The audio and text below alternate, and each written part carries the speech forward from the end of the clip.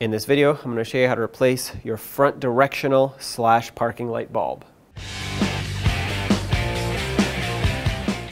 Stick your hand in here, turn it counterclockwise, 90 degrees.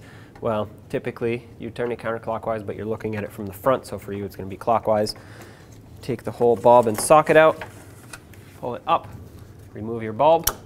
As you can see, this is a 3157A. A stands for amber. You want to use an amber bulb since the lens is clear. Take your new bulb, slide it into position, and now bring the socket back in here. Line up the bulb. I remember that the connector was facing down when I unlocked it, so try to line up the same position.